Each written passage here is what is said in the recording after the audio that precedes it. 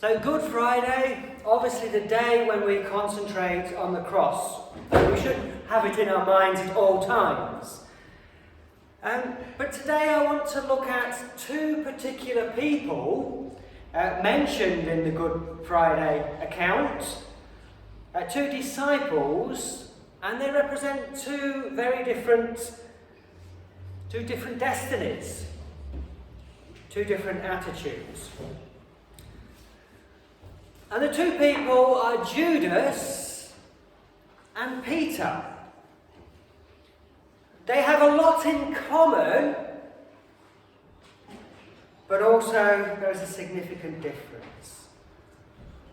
It's very interesting when you read the accounts of the New Testament that virtually every time Judas is mentioned, it comes with a little tag after it, such as one of the 12, so Judas brackets one of the 12 and then it continues, or if it says Judas brackets who betrayed him and it continues, or sometimes it says both, Judas, one of the 12 who was later to betray him. But it's an interesting thing to sort of keep in his mind, those two things that describe Judas. And without wanting to be too negative, we should take something to learn from this. That none of us are above falling. And so we must walk carefully and walk close with the Lord. You know, Judas was one of the 12. For 3 and a bit years he'd walked with Jesus, eaten bread with him. I mean, imagine Judas had seen Jesus walk across the water. He'd seen him multiply bread and fishes. He'd seen him raise the dead and many other things. And he specifically mentioned, I counted 12 times, specifically mentioned. Sorry, 6 times for that, it's 12 times as he betrayed. 6 times he's specifically mentioned as one of the 12. And 12 times he's mentioned as the one who betrayed him, as the betrayer, or as a traitor.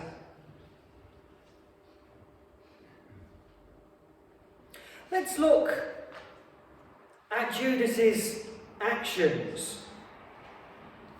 See, where does he come from? How can it be that somebody who is possibly, like one of us, could fall? Now, Jesus, obviously, he's got great foreknowledge, and very early on in John's Gospel, John chapter 6, we're told that Jesus knew that John had a devil, or was a devil. But we read that Judas kept the bag. Now, there's nothing wrong in that. What is wrong is what comes afterwards. We are also told that Judas was a thief. And because he was a thief, he used to help himself to bits out the bag now and then. And so there was an occasion just before Good Friday at Martha and Mary's house when Jesus was anointed with oil. Remember the occasion when the lady breaks open the alabaster jar and anoints him? And it was Judas who said, "Why wasn't this sold and the money given to the poor?" And we are told that he didn't say that because he cared about the poor, but because he was a thief and wanted to put his hand on the money.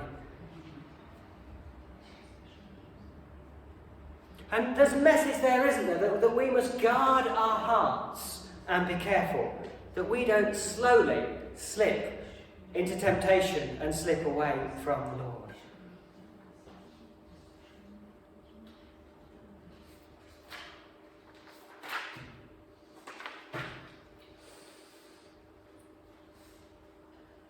We are told in the Gospels that it is following that meeting that Judas, because he was somehow very bitter about that after that he went to the high priest and that he said, "What will you give me to betray him?"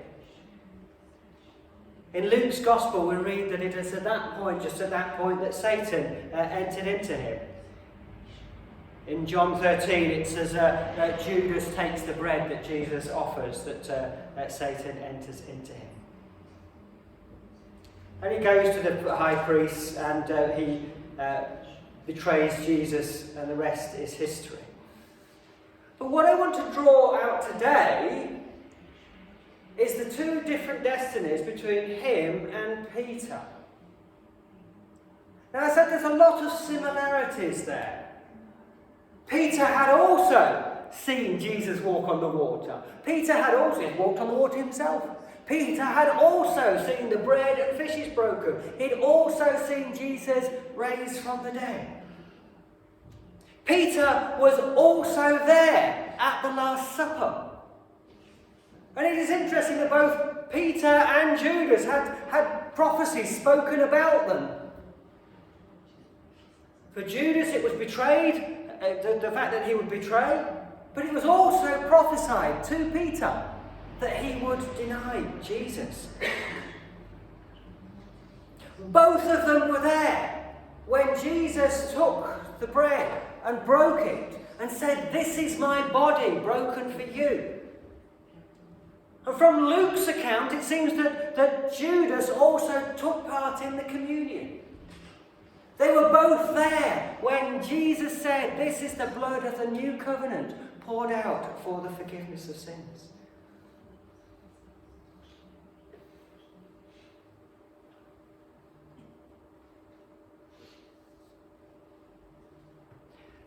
They both then go their different paths, so to speak, after that meal together.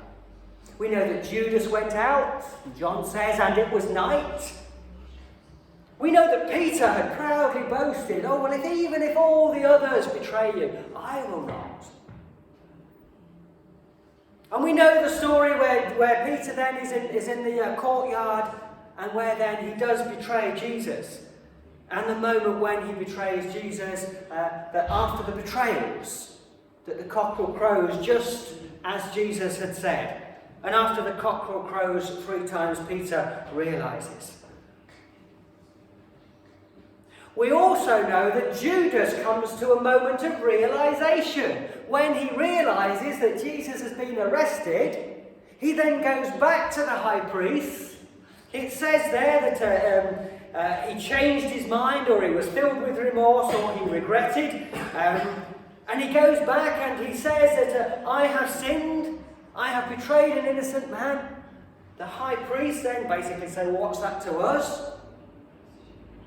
And Judas then, we read, that he throws the money in the temple. And then he goes out and hangs himself.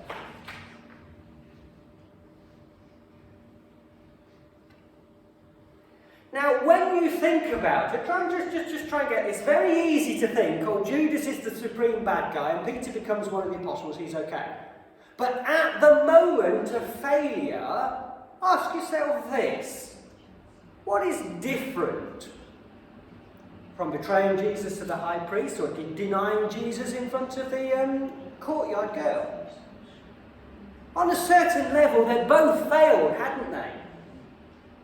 They both had all the 3 years with Jesus, seen all his miracles. They both come to the Last Supper. They both had prophecies and both failed. The significant difference is what comes afterwards. Afterwards, Judas goes and hangs himself, as we know. Afterwards, Peter weeps bitterly. But something in Peter holds him back. He could very, very easily also have thought, well, that's it then. I've blown it, couldn't he? He could very, very easily have just been filled with so much sadness that he too could have gone and hung himself. But he didn't. He didn't. Something in him must have told him there is hope. He had heard Jesus say to him, "You must forgive your brother 490 times a day," or 70 times 7. And surely something in him is starting to reason, well, If my Lord says to forgive 490 times a day, surely there must be some forgiveness in there for me. He had heard Jesus say that I will give my life as a ransom for many. And unlike Judas, evidently, surely he must have picked up something from that. Now we know that Peter didn't quite understand everything at this point. We know that the disciples still didn't join up all the dots. But we do know from Peter's first letter that he was an eyewitness to Jesus' suffering. He says that in 1 Peter. So something in Peter must have got himself up after he'd been crying and weeping bitterly.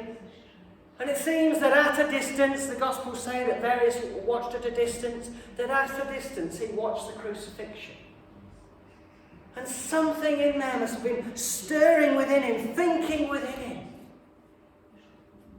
and holding him back from suicide, giving him hope that even though he had denied his Lord, there would be forgiveness. Now, for us today, this is vitally important, because every time we sin or do something wrong, there are these two paths before us, aren't there? We can wallow in self-pity. We can beat ourselves up and say how awful. And we can think, and this is the fatal mistake, we can think, I've done something so bad that even God can't forgive me. And how sad it is that there are many people out there today who think that. But let us not be a Judas. Let us be a Peter. That Peter somehow realized there was hope. Peter somehow knew that Jesus would give forgiveness even after denying him. And when you or I fail the Lord, let us think again that there is forgiveness. Even when we are completely ashamed of what we have done, even when we regret it with all our heart and we weep bitterly, there is forgiveness.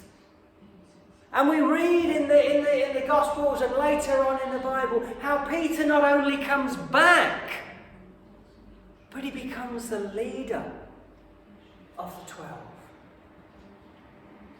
He knows forgiveness.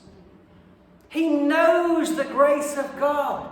He knows what it is to fail. He knows what it is to be forgiven. And he is then completely humbled, isn't he? I bet he was absolutely shattered. Everybody knew he'd failed. Yeah.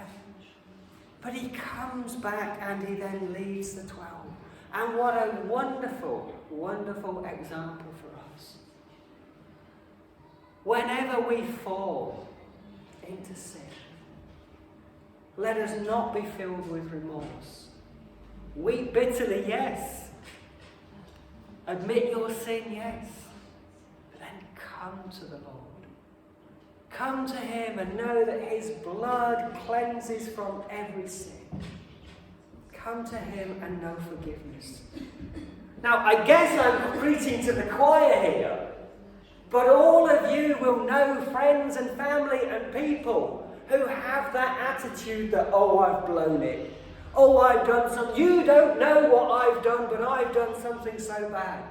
And then you, as Christians, can go to them with the message, I don't care what you have done. If you come to the Lord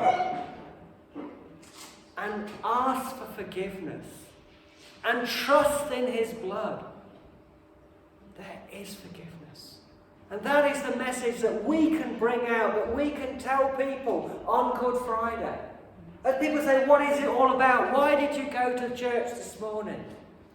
Well, I believe in the cross of Jesus Christ. I believe that there is forgiveness. And there is forgiveness for you too. So may the Lord give us strength. We're probably not going to lead a worldwide church like Peter did. But there are people that we can talk to and that we can witness to and tell them about the forgiveness of Jesus Christ through his blood, no matter what they have done.